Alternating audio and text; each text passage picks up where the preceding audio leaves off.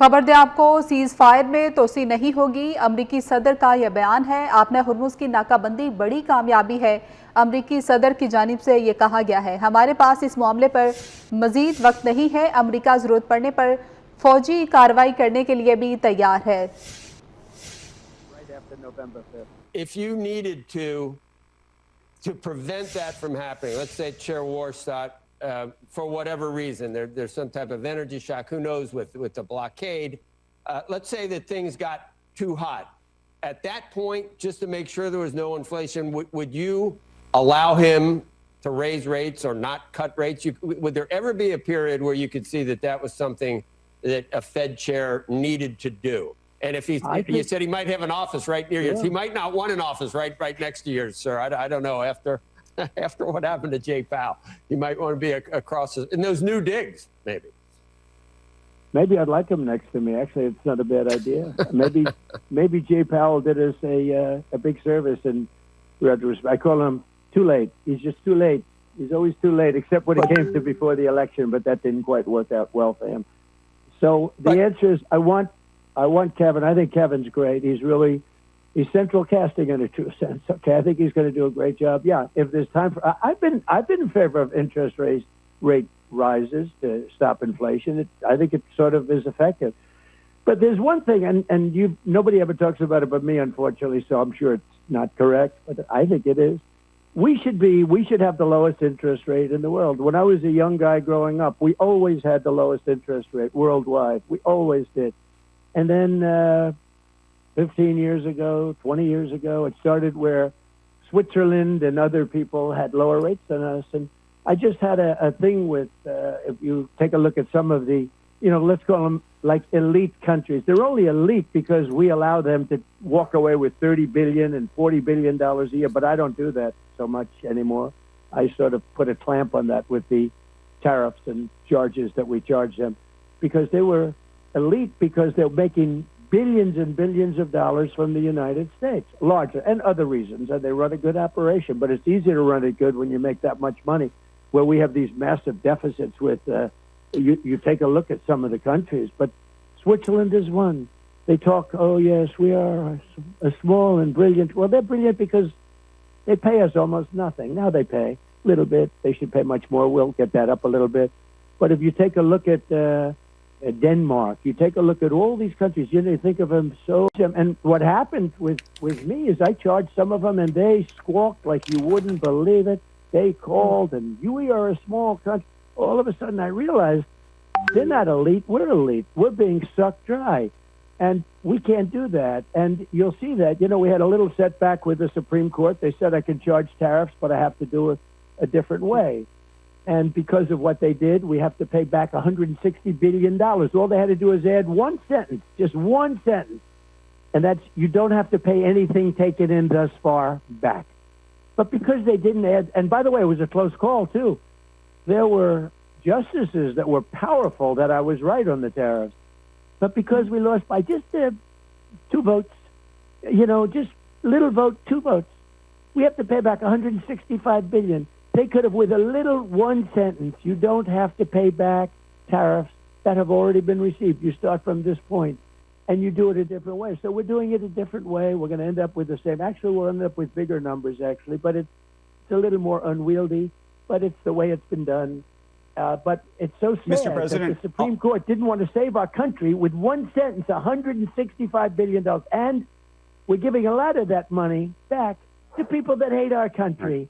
So I'm not happy with the Supreme Court, I'll be honest with you, okay? Mr. President, on that topic, there's a whole number of very large companies, including Apple and Amazon and others, that have not sought reimbursements yet for the tariffs, meaning they haven't tried to collect refunds.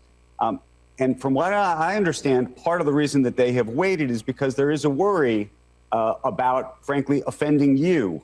Would you find it offensive for them to try to collect a refund? I think it's brilliant if they don't do that.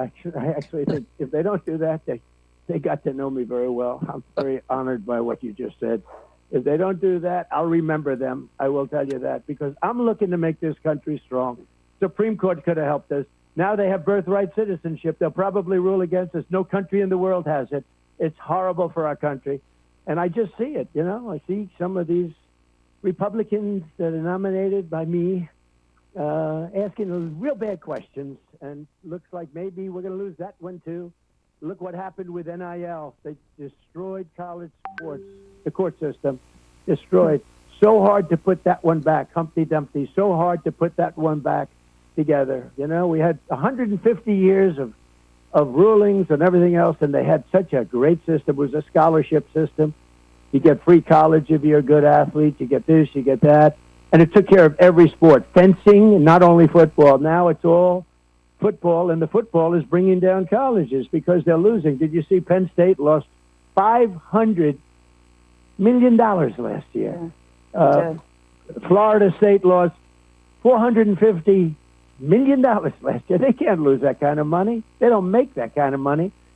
And the court system, a person that never had anything to do with sports, a very liberal-leaning Democrat, liberal, she decided that the sports system that was in place for 150 years is no good. She never went to a game before. It is no good.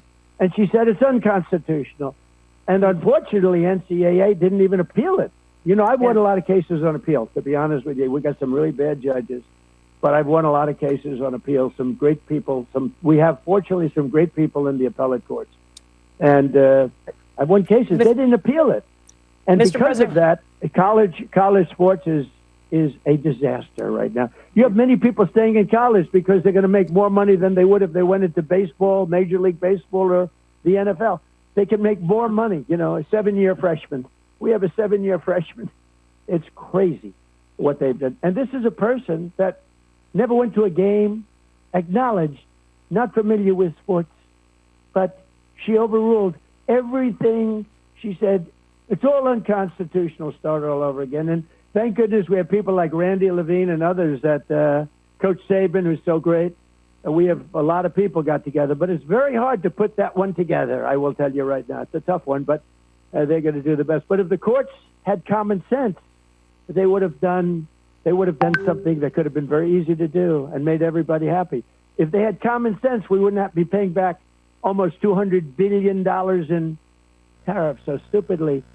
In many cases, the enemy is getting this money. The people that have hated the United States, we're giving them checks for billions of dollars. It's so sad to see.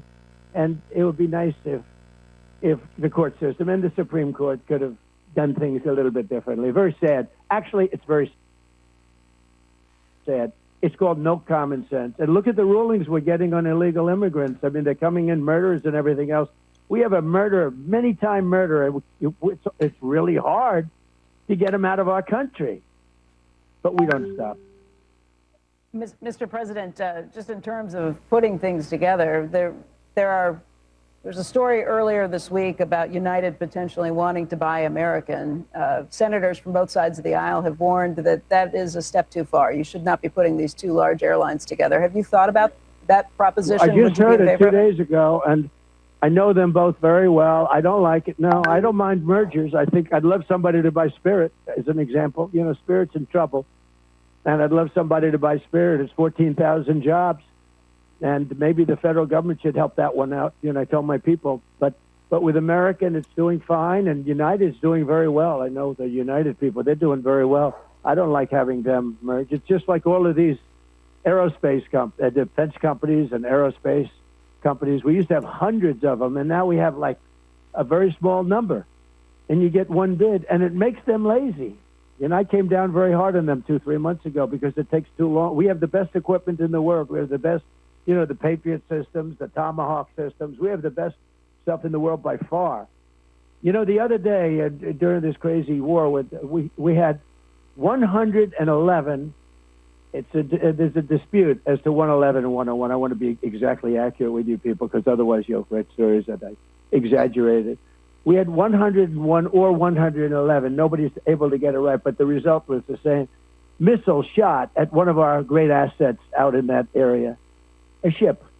And out of the 111 missile shot, every single one of them was shot down, going at 3,000 miles an hour, right? You know, not easy. It's like a needle in a haystack. They used to call it impossible to do. So they go to 3,000 miles an hour. Every single one of them was shot down, mostly by patriots, but every one of them was shot down. Think of it, 111 missiles coming at you, and every one of those missiles is now lying at the bottom of the sea, like the Navy, like the Iran's Navy is lying at the bottom of the sea.